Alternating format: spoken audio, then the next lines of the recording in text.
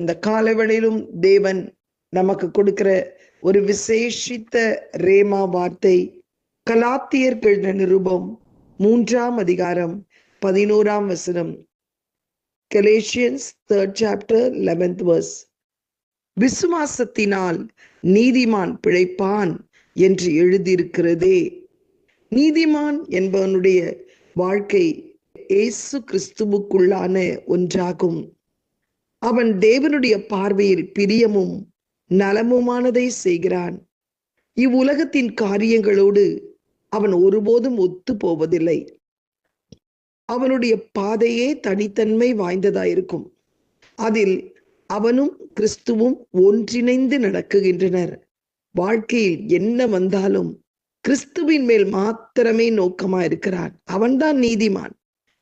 அவன் இந்த பக்கம் அந்த பக்கம் அசைய மாட்டான்.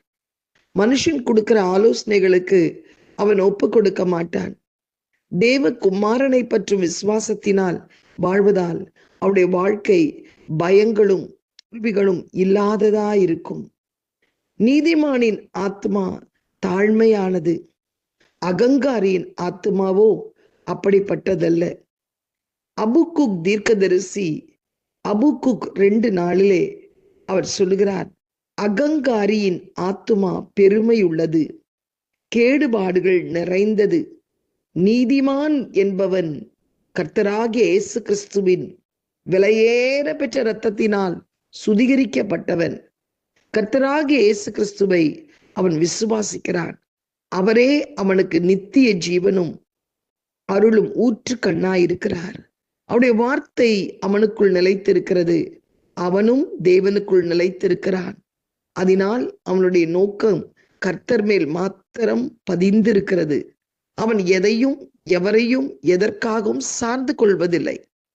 இன்றைக்கு உன்னுடைய வாழ்க்கையிலே கூட நீ ஒரு நீதிமான் என்று கர்த்தர் உன்னை அழைத்திருக்கிறார். அவருடைய விலையேற பெற்ற இரத்தத்தை சிந்தி உன்னை நீதிமானாக்கி இருக்கிறார்.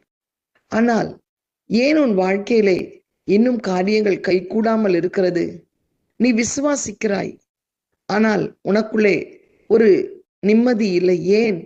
நீ கர்த்தரை முற்றிலும் சார்ந்து கொள்ளாமல் இருக்கிறாய். ஆபிரகாம் நீதிமானாய் இருந்தான். அவன் தேவனுடைய சிநேகிதன் என்று அழைக்கப்பட்டான்.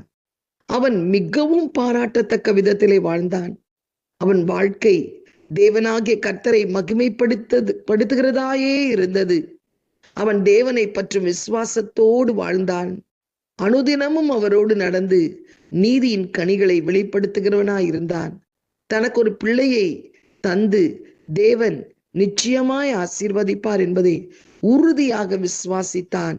அது அவனுக்கு நீதியாக எண்ணப்பட்டது என்று ரோமர் 4ஆம் அதிகாரத்திலே நாம் 10 கடைசி வசனம் வரை வாசித்து பார்த்தால் அறியலாம்.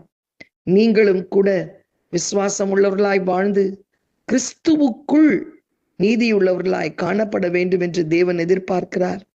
உங்களுடைய தேவைகள் சிறியதோ அல்லது பெரியதோ, எப்படிப்பட்டதாய் இருந்தாலும், சூழ்நிலைகள் சூறாவளி போல் காணப்பட்டாலும், எதிர்காற்று வீசினாலும், கடல் கொந்தளித்தாலும், கப்பல் மூழ்கிற நிலைமையிலே காணப்பட்டாலும், எதிர்பார்க்கிற காரியங்கள் கைகூட வராமல் தடைகள் மேல் தடைகளை சந்தித்து கொண்டிருந்தாலும், நீங்கள் அவரை நம்ப வேண்டும், அவரை விசுவாசிக்க வேண்டும். இப்பொழுதே அவருக்கு முன்பாக முழங்கால் படியிட்டு, கர்த்தாவே, தேவகுமாரனாகிய இயேசு கிறிஸ்துவே, உம்மை கைப்பற்றும் விசுவாசத்தினால் என்னை நீதிமானாக்கும். அனுதினமும் உம்மில் நிலைத்திருந்து மிகுந்த கனிகளை கொடுப்பதினால் என் வாழ்க்கையில் நீர் மகிமைப்படும் என்று ஜெபியுங்கள். கர்த்தர் உங்கள் ஜெபத்தை கேட்டருளி தமக்கு சாட்சியாக உங்களை நிலைநிறுத்துவார். விசுவாசத்திலே எந்த விதத்திலும் சோர்ந்து போய்விடாதீர்கள். அது உங்கள் வாழ்க்கையிலே கனியாகவும் வரமாகவும் கிரியை செய்யும்.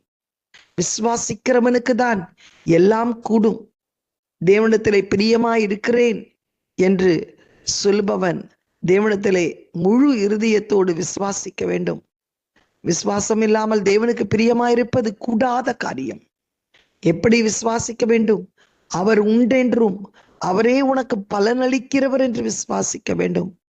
விசுவாசம் இல்லாத கிரியை செத்ததாயிருக்கும். கண்டு விசுவாசிப்பவனை காட்டிலும் காணாமல் விசுவாசிக்கிறவன் பாக்கியவான் என்று வேதம் சொல்லுகிறது.